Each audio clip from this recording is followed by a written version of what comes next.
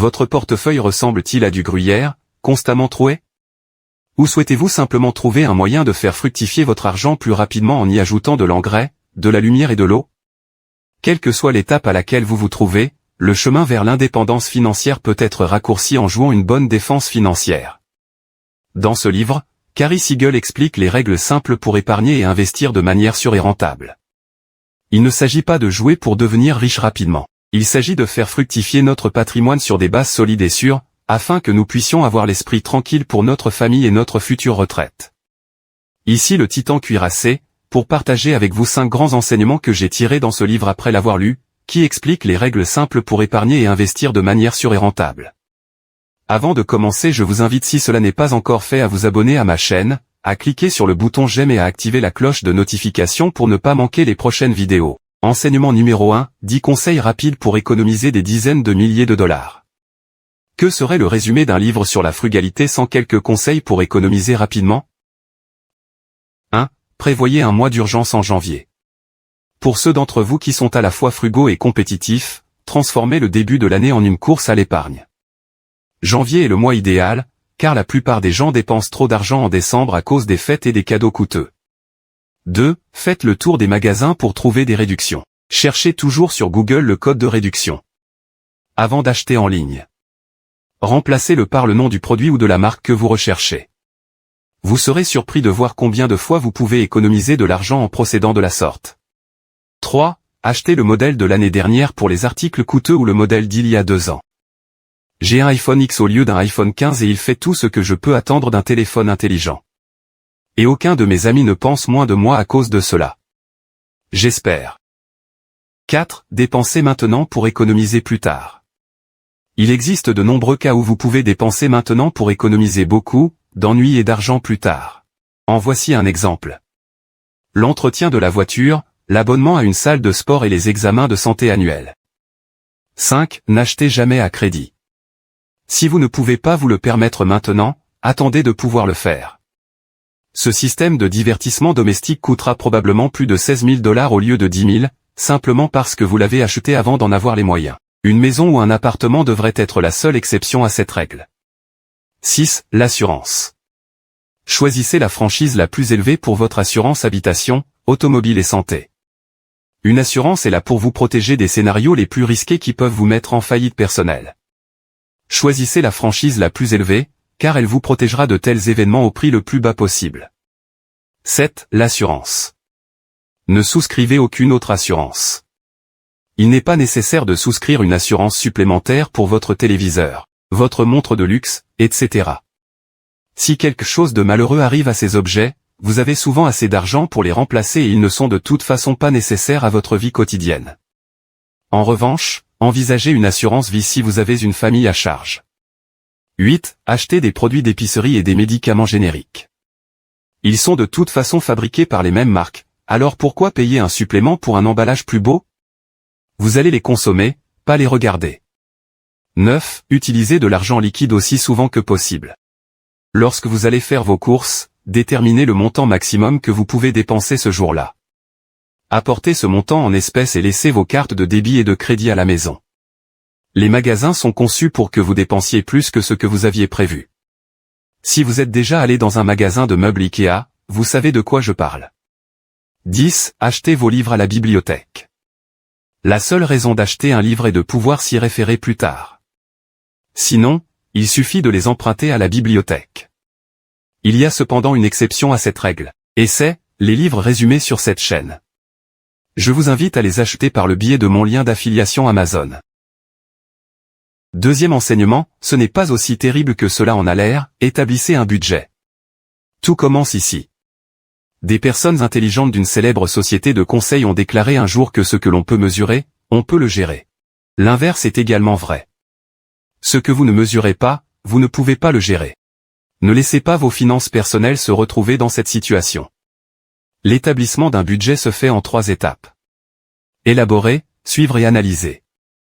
La première étape consiste à élaborer votre budget. Commencez par dresser la liste de ce qui entre dans votre poche sur le côté gauche d'une feuille de papier.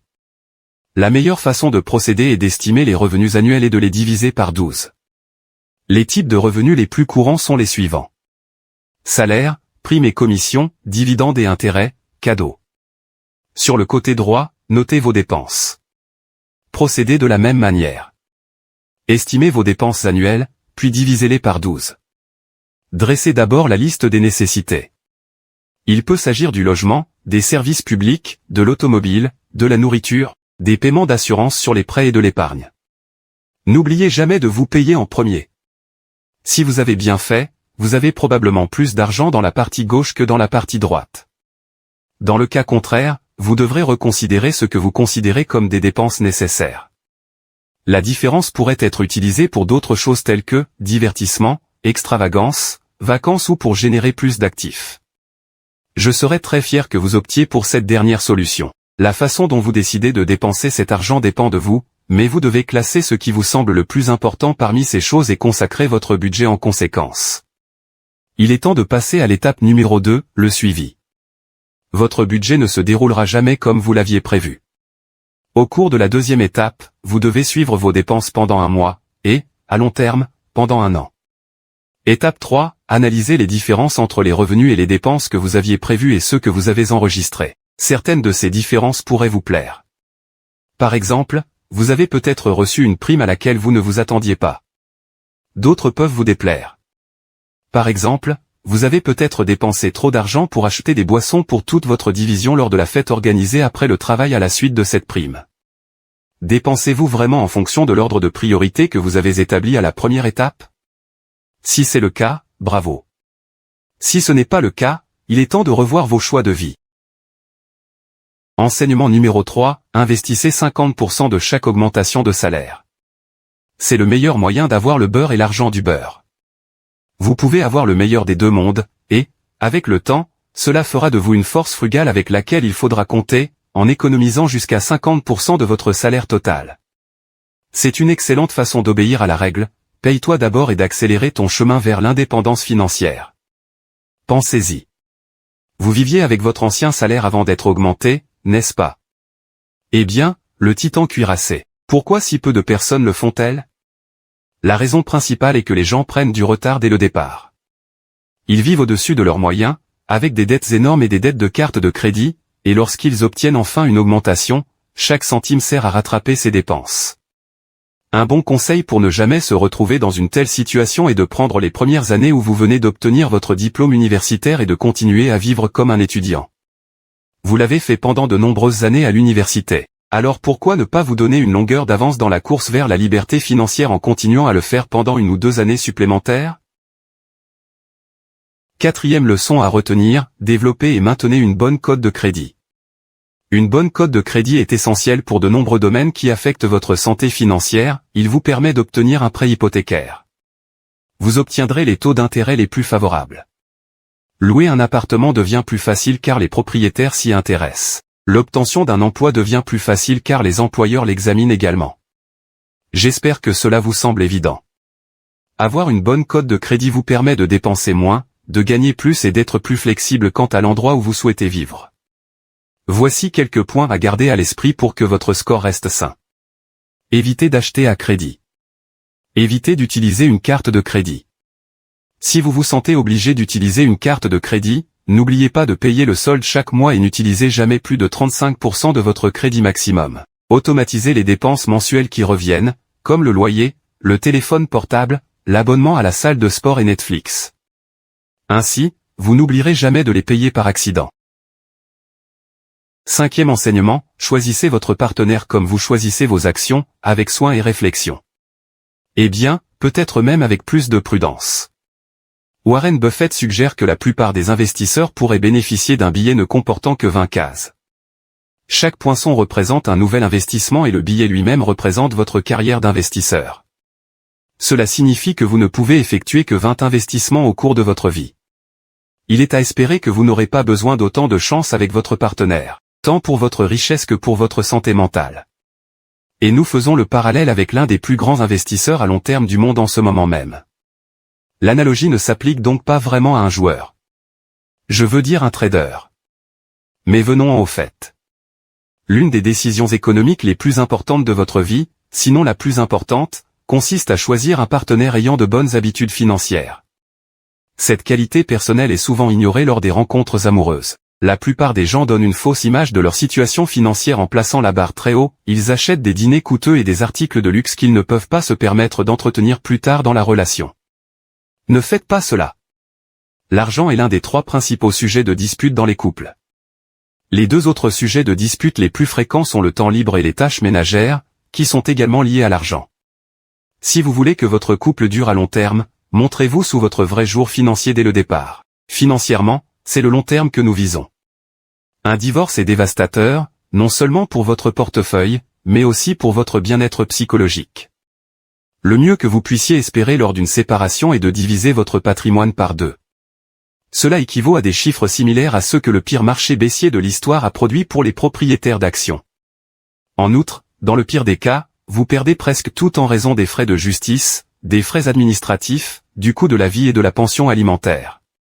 Évidemment, n'exagérez pas dans vos fréquentations.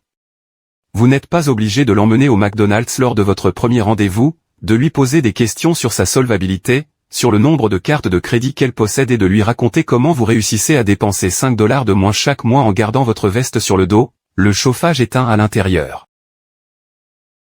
Récapitulons.